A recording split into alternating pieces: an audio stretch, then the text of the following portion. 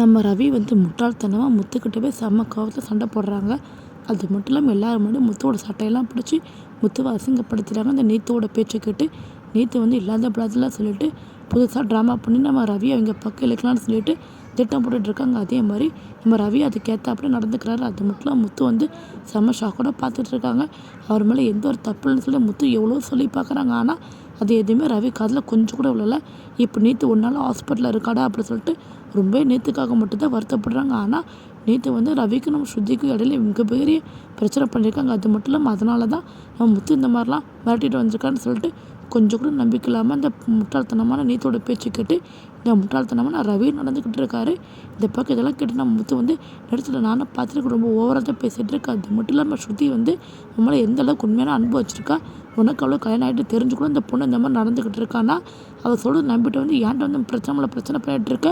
அது மட்டும் இல்லாமல் அந்த பொண்ணு போய் சொல்கிறாடா, நான் எந்த ஒரு தப்பு பண்ணல நம்புடா அப்படின்னு சொல்லிட்டு முத்து எவ்வளவோ எடுத்து சொல்ல ட்ரை பண்ணுறாங்க. அதே நேரம் இந்த பக்கம் மீனா நான் அந்த குழப்ப நிரூபிக்கிறேன் பாருங்க ரவி, நீங்கள் கொஞ்சம் பொறுமையாக இருங்க. அது மட்டும் இல்லாமல் அந்த நீத்து தான் ஏதோ கேம் ஆடிட்டு இருக்க எனக்கு சந்தேகமாக இருக்குது, நான் உங்களை நிரூபிக்கிறேன் அப்படின்னு சொல்லிட்டு நான் ரவியை கொஞ்சம் ரிலாக்ஸ் பண்ணுறாங்க. அதே நேரம் நம்ம மீனா நேராக ஹாஸ்பிட்டலே பார்க்குறாங்க. அங்கே போய் பார்த்து நம்ம முன்னித்துக்கிட்ட எதுக்காக இந்த மாதிரி நடிச்சுக்கிட்டு இருக்கு. அது மட்டும் இல்லாமல் என் புருஷன் ஒன்றா ஆள் வச்சு அடிச்சு இந்த மாதிரிலாம் பண்ணாரா அப்படி சொல்லி கேட்குறாங்க. உடனே நீத்துவும் நம்ம மீனாக்கிட்ட நல்லா எந்திரிச்சு நடந்துக்கிட்டு எனக்கு அடியும் பிள்ளை ஒன்றும் பிள்ளை. அது மட்டும் இல்லாமல் ரவி உங்கள் மேலே திசை திருப்பறதுக்காக நான் பட திட்டம் தான். அது மட்டும் இல்லாமல் ரவி எப்படியாட்டும் என் பக்கம் எடுக்கணும், ஸ்ருதியை ரவியும் எப்படியாட்டு பிரியணும், எனக்கு ரவி மட்டும் தான் சொந்தம் அப்படி சொல்லிட்டு நம்ம மீனாக்கிட்ட எல்லா உண்மையாக சொல்லியிருந்து எல்லாமே வெளியே இருந்து ரவி கேட்டுறாங்க. அதே நேரத்தில் கேட்டு ரவிக்கு சமக்கம் நேராக போய் நீத்தோட கணத்தில் பலாருன்னு ஒரு அரைஞ்சிடுறாங்க. அதே நேரம் நீத்துவை கையை பிடிச்சி தரத்தானே இழுத்துட்டு நம்ம ஸ்ருதியோட வீட்டிலே நிப்பாட்டுறாங்க. என்ன பாரு ஸ்ருதின்னு உனக்கு மிகப்பெரிய தப்பு பண்ணியிருக்கா. அது மட்டும் இல்லாமல் இவளோட பேச்சு நம்பிக்கிட்டு இவதான் எல்லாமே நினச்சிக்கிட்டு முட்டாள்தனமாக நடந்துக்கிட்டு இருக்கேன்லாம் மன்னிச்சிரு,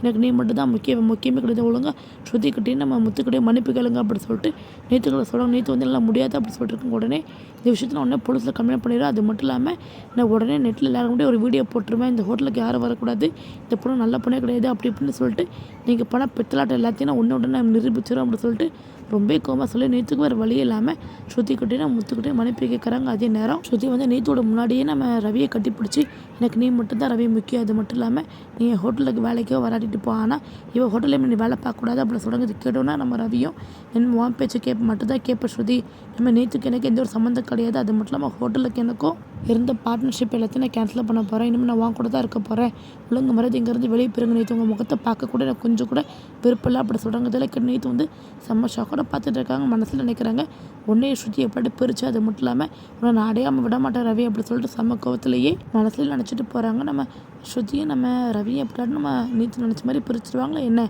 மீனா முத்தும் எப்படி நடக்கூட மாட்டாங்க. பொறுத்து நம்ம வரப்போகிற வீடியோவில் பார்த்து தெரிஞ்சுக்கலாம். தேங்க்யூ ஃபார் வாட்சிங்.